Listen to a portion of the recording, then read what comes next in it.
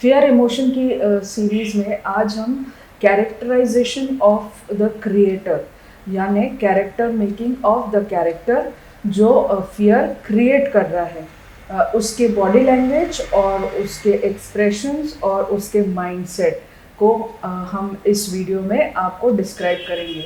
सो जुड़े रहें और इस वीडियो को आखिरी तक देखें। हेलो एवरीवन, मैं माधुरी, acting coach and co-founder at SIT Expression Institute of Acting, Modeling, Dance, Event Management and Fashion Designing। अगर आप हमारे SIT एक्सप्रेशन के ऑफलाइन क्लासेस को ज्वाइन करना चाहते हैं तो उसकी जानकारी आपको हमारी वेबसाइट में मिल जाएगी।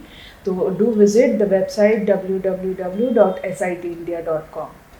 फियर इमोशन में अगर हमें किसी कैरेक्टर को क्रिएट करना है, कैरेक्टर मेकिंग वाला जो हमारा वीडियो है उसमें हमने आपको डिटेल डिस्क्रिप्शन ज़रूर बताई है कि आपको कैरेक्टर मेकिंग में कैरेक्टर को जनरेट करने के लिए बेसिक्स क्या यूज़ करने।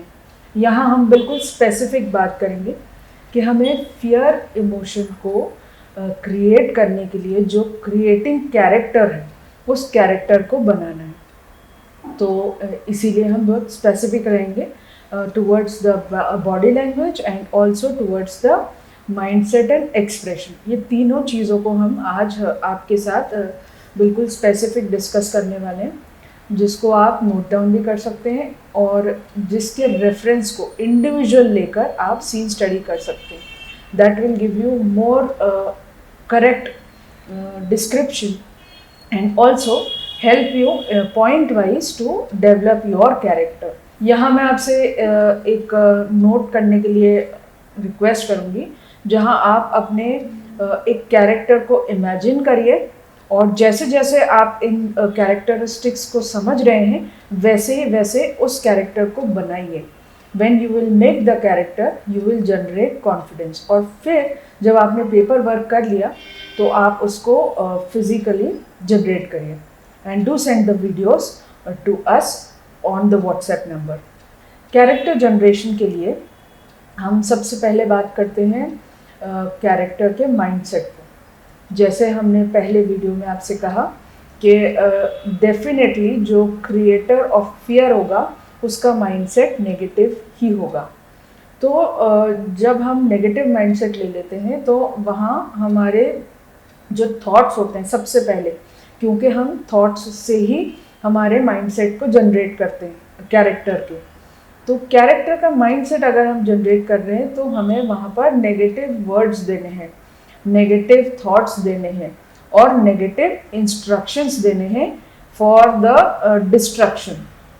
बेसिकली जो भी एक पर्पस होगा, यहाँ पर आपका वाई ऑफ द कैरेक्टर बहुत स्ट्रॉन्ग होता है फियर इमोशन में, यानी कोई ग्रीवेंसेस, बदला या फिर डिस्ट्रक्शन या कोई ऐसा नेगेटिव माइंडसेट होता है जो उसके दिमाग में, उस कैरेक्टर के दिमाग में बिल्कुल अच्छे से पक्का हो चुका है और वो उसका बिलीफ जो है उस नेगेटिव माइंडसेट को लेकर वो 1000% श्योर है।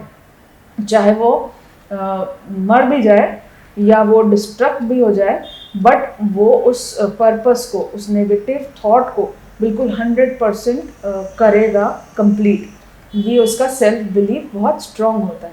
तो ये चीज़ हमेशा ध्यान रखें जब भी हम किसी नेगेटिव कैरेक्टर को जनरेट कर रहे हैं तो हमें उसका वाई यानी वो ऐसा नेगेटिव क्यों है उस रीज़न को समझना है स्क्रिप्ट में जा कर के, और उस रीज़न को बहुत अच्छे से स्ट्रांगली माइंडसेट में डालना है कैरेक्टर के थ्रू वर्ड्स एंड थॉट्स। इसका एग्जांपल हम स्त्री मूवी से भी ले सकते हैं, जहाँ उस नेगेटिव कैरेक्टर का एक माइंडसेट था बिकॉज ऑफ हर बैकग्राउंड, जहाँ शी वॉज नॉट कंफर्टेबल, उसके ऊपर मेंटल हैरेसमेंट था फ्रॉम द मेल फर्टिलिटी, मतलब जो जेंट्स हैं उन्होंने उसके साथ मेंटली या वर्बली अच्छा व्यवहार नहीं किया है। वो उसके मन में एक घर कर गया कि जहाँ उसका टुवर्ड्स द मेल, मतलब मर्दों के प्रति उसके अंदर एक घृणा और बदले की भावना उत्पन्न हुई, जिसको लेकर उसने इस पूरी मूवी में हर बार जेम्स को एक टारगेट बना के और डर फैलाया, फियर फैलाया एक तरीके से। तो इसको हम एक उदाहरण की तरह ले सकते हैं कि जहाँ नेगेटिव माइंडसेट को हमने एक्सप्लेन किया है आपके लिए। तो अब जब हम आपने जो एक कैरेक्टर बनाया है उस कैरेक्टर का माइंडसेट लिखेंगे, तो वहाँ आप सबसे पहले लिखेंगे why the character is negative. इसको बहुत अच्छे से डिस्क्रिप्शन में लिख लीजिए, जिससे आप बार बार इसको पढ़ के जब भी आप कोई शॉट दें तो उसको आप रिमाइंड कर सकते हैं अपने थॉट्स में गोल्डन पीरियड में जाकर। And also you can use this in your body language. इसको हम आगे देख रहे हैं।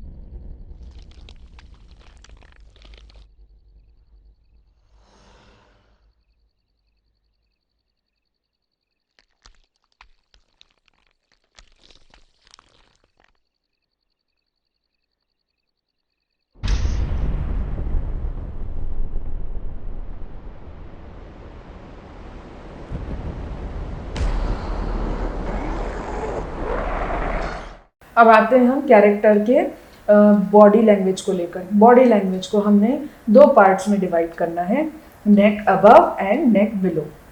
Now let's talk about neck above, जहाँ उस कैरेक्टर के एक्सप्रेशंस होते हैं। नाउ एक्सप्रेशंस के लिए हमारे जो how to generate expression video को आप ज़रूर रेफ़र करें, जिसमें हम डिटेल में डिस्कस कर चुके हैं कि आपको एक एक ऑर्गन को कैसे यूज़ करना है और अपने एक्सप्रेशंस को जनरेट करना है।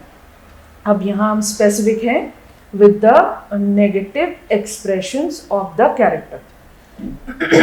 Negative expressions of the character जब हमें जनरेट करने, तो हमें एक फोकस करना पड़ेगा कि हम किस ऑर्गन को यूज़ कर रहे हैं।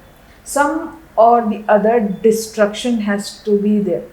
आप देखिए जितने भी आप मूवीज़ देखेंगे, हॉरर मूवीज़, वहाँ पर फेशियल एक्सप्रेशंस को एनहेंस करने के लिए डिस्ट्रक्शन इन फेस दिया हुआ है। तो वो आपको फॉलो करना है। हो सकता है आपके आईज़ को लेके टारगेट किया हो, लिप्स को लेके टारगेट किया हो, सम पर्टिकुलर पार्ट, किसी एक पार्ट आपके फेस के लेकर डिस्ट्रक्शन किया गया हो। डिस्ट्रक्शन इन द सेंस उसको बिगाड़ दिया गया हो, चेहरा जलना या फिर कोई हादसे में आपका डिस्ट्रक्शन ऑफ द फेस ज़रूर होगा। तो यहाँ पे जब हम डिस्ट्रक्शन की बात कर रहे हैं फिज़िकल अपीयरेंस में, तो वो हमेशा कॉमन रहेगा एंड दूसरा कांस्टेंट भी रहेगा। And you have to follow and make yourself comfortable with the destruction of your face and body. अभी हम फेस की बात कर रहे हैं नेक अबव में। तो डिस्ट्रक्शन को आपको कंफर्टेबल करने के लिए you will have to practise that. ये जो आपके फॉर एग्जांपल हम ले लेते हैं, जैसे कि आपके होंठ, लिप्स को डिस्ट्रैक्ट कर दिया गया है। कोई हादसा हुआ होगा जब आप उस कैरेक्टर की मौत हुई है, तब उसको कहीं ना कहीं डिस्ट्रैक्ट करके और उन पर लिप्स पर आपके घाव आ गया है या आपके चिन पर, चीक्स पर घाव आ गया है। तो वो घाव हमेशा कांस्टेंट रहेगा। तो जब भी आपको एक्सप्रेशन देना है तो ये हमेशा ध्यान रखना है कि अगर वो ऐसी कोई चीज़ आपके कैरेक्टर की कंस्ट्रक्ट की गई है तो वो आपको कंफर्टेबली कैरी करनी है हमेशा। तो उसको प्रैक्टिस में लाना है। तो बेटर एक्टर यही होता है जो उसको यूज़ करे। जैसे हम किसी और बॉडी लैंग्वेज को प्रैक्टिस करने के लिए, जैसे हम किसी स्पोर्ट्स के बारे में बात करें अगर, तो उस स्पोर्ट्स के जो डिटेल्स हैं उसको हम कंफर्टेबल करते हैं हमारे बॉडी लैंग्वेज के साथ। जैसे हम क्रिकेट की बात करें तो how to handle the bat, how to understand the game, how to analyse the game and how to work the game as a character. जब आप ये कंफर्टेबल करेंगे, वैसे ही आपको आपकी बॉडी के डिस्ट्रक्शन को कंफर्टेबल करना है। क्यों? क्योंकि इस डिस्ट्रक्शन को आप हमेशा कैरी करेंगे एज अ कैरेक्टर जो आपने जनरेट किया है। और अगर हम उसको कंफर्टेबली कैरी नहीं करेंगे तो वो बहुत ज़्यादा रियल नहीं लगेगा। और वहाँ पर एक बहुत इम्पॉर्टेंट चीज़ है self belief of the character. जो हमने इससे पहले वाई की बात करी कि why the character is negative, वो बिलीफ कम लगेगी अगर हम कंफर्टेबल नहीं होंगे हमारे बॉडी लैंग्वेज के साथ। तो इसीलिए जब हमें नेगेटिव कैरेक्टर को जनरेट करके बॉडी लैंग्वेज क्रिएट करना है तो हमें बहुत कंफर्टेबल होना पड़ेगा हमारे फेस के डिस्ट्रैक्शंस के साथ। अब हम आते हैं नेक बिलो, जहाँ हम यूज़ करेंगे हमारे हैंड्स, लेग्स, हमारे टॉर्सो, इन सब चीज़ों को हम यूज़ करके we will create a negative body language. Now again destruction यहाँ भी कॉमन है। आपको कहीं ना कहीं किसी प्रॉपर्टी को भी लेकर चल सकते हैं स्क्रिप्ट में अगर होगी तो डिस्ट्रक्शन को लेकर हम बात करें अगर, तो नेक बिलो भी डिस्ट्रक्शन ही यूज़ होता है, जहाँ पर हम बॉडी लैंग्वेज को लेकर लिम्स, जैसे हम बात करें आपके हैंड्स और लेग्स, तो हो सकता है इसमें भी कहीं ना कहीं कोई डिस्ट्रक्शन हो कि हाथ कट गया या पैर मुड़ गया या फिर कहीं ना कहीं आपके बॉडी में कोई डिस्ट्रक्शन है, उसको भी आपको कंफर्टेबली कैरी करना है, तो यूज़ करना है उस डिस्ट्रक्शन को बहुत दिनों तक आपके बॉडी लैंग्वेज में, तो आप और कंफर्टेबल हो जाएंगे। यहाँ पर बॉडी लैंग्वेज क्रिएट करते हुए जब हम कैमरा को फेस कर रहे हैं उस समय पे बहुत सारे वियर्ड बॉडी लैंग्वेज यूज़ किए जाते हैं, अब नॉर्मल जिसे हम कहें। तो वहाँ जैसे स्त्री मूवी की बात कर रहे हैं तो उसमें उस कैरेक्टर को हवा में उड़ता हुआ दिखाया गया है जो नेगेटिव कैरेक्टर है, तो कहीं ना कहीं उस बॉडी लैंग्वेज में शायद लिम्स है ही नहीं, तो वो मूव कर रहा है, या है भी तो वो अबव द अर्थ मूव कर रहा है। तो इस तरीके से कहीं ना कहीं कुछ वियर्डनेस या अबनॉर्मल दिखाना बहुत ज़रूरी होता है, just to create a fear in the public audience as well as in the situation of the script.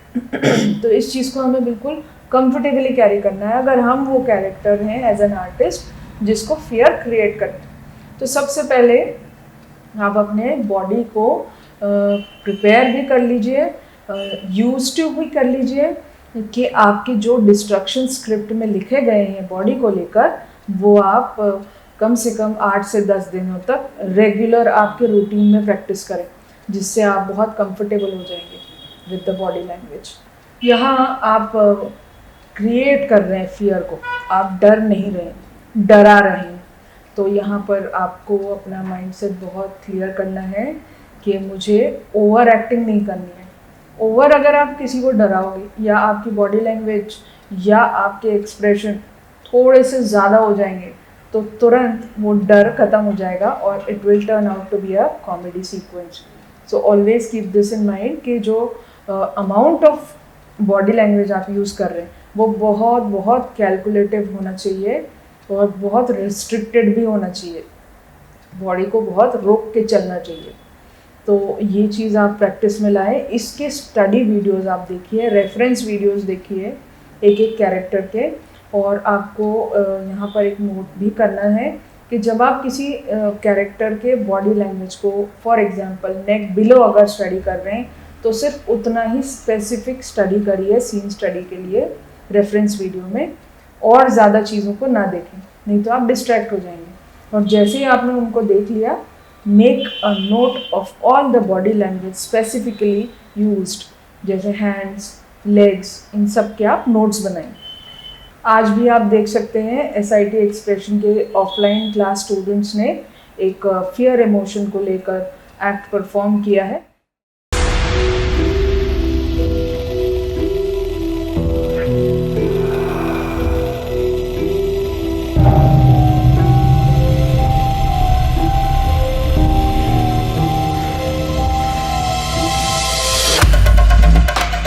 तू रोकेगा मुझे? तू मुझे कौन नहीं रोक सकता?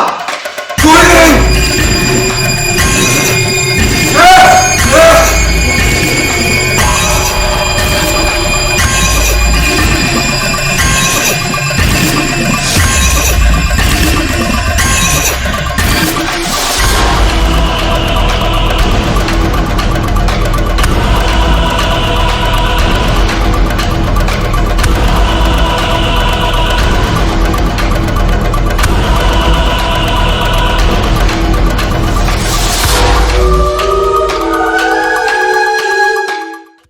आपने इस एक्ट में देखा जहाँ पर स्टूडेंट ने अपने एक्सप्रेशंस को भी फ्रीज किया है और अपने बॉडी को भी फ्रीज किया है।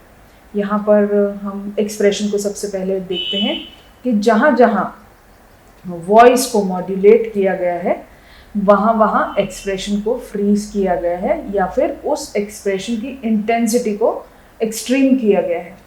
तो वो भी आपको ध्यान रखना है कि अगर आपके स्क्रिप्ट डायलॉग में जहाँ भी आपकी वॉइस को हाई किया गया है या लो किया गया है, जहाँ भी इम्पैक्ट है डर का, वो आपको उस जगह पर आपके एक्सप्रेशंस को आपको फ्रीज करना है अगर वो क्लोजअप शॉट है तो।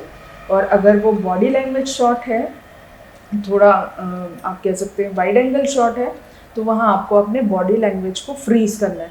ये फ्रीजिंग जो होती है, अगर आप इसको बहुत माइन्यूटली आपके वर्ड्स के साथ मैच कर लेंगे, यहाँ एक ट्रिक है कि जब जो आपका डायलॉग है उस डायलॉग में जो भी वर्ड्स हैं जो इम्पैक्ट कर रहे हैं डर को डराने के लिए, तो वो वर्ड्स पे आप या तो एक्सप्रेशन को फ्रीज कर लीजिए या फिर आप अपने बॉडी लैंग्वेज को फ्रीज कर लीजिए। जिसका भी इम्पैक्ट आपको ऐसा लग रहा है कि वो बहुत ज़्यादा हो रहा है, उसको आप फ्रीज कर सकते हैं।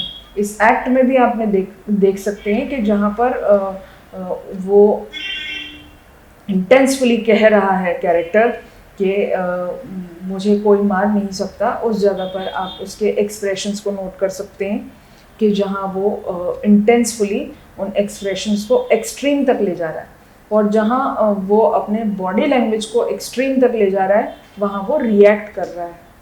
सो this is the point which should be noted and matched with your script and dialogues. Navarasa के 9 इमोशंस को लेकर जो सीरीज़ हम आपके साथ शेयर कर रहे हैं, उसमें नेक्स्ट इमोशन जो होगा वो हैप्पी होगा और जिसे हम हास्य रस या श्रृंगार रस भी कह सकते हैं। इन दोनों रसों का हम आपके साथ नेक्स्ट सीरीज़ में शेयर करेंगे। सो जुड़े रहें हमारे साथ और अगर आपने अभी तक SIT एक्सप्रेशन चैनल को सब्सक्राइब नहीं किया है तो ज़रूर सब्सक्राइब करें। आज की हमारी एक्टिंग टिप आपसे ये कहती है कि आप जब भी क्रिएटर बने फॉर द फियर, तो आपको आपके एक्सप्रेशंस और बॉडी लैंग्वेज को बहुत ज़्यादा एक्सर्ट नहीं करना है, बहुत ज़्यादा फोर्स नहीं करना है। You have to calculate and understand. पहले अपने माइंड में पिक्चर बना लें कि मुझे कहाँ तक एक्सप्रेशंस को यूज़ करना है और वहीं तक यूज़ करें। बहाव में बह के या फिर भूल कर भी आपके एक्सप्रेशंस या बॉडी लैंग्वेज को फोर्स मत करिए। आपने फियर इमोशंस को ले करके बहुत सारे नोट्स भी बनाए होंगे एंड आई होप आपने स्टडी वीडियोस के साथ साथ खुद के वीडियोस भी बनाए होंगे। तो आप ज़रूर आपके वीडियोस के लिंक्स हमारे वेबसाइट पर सेंड कर सकते हैं, जिसको हम ज़रूर स्टडी करेंगे और आपको फीडबैक भी देंगे। So stay connected and till then good bye.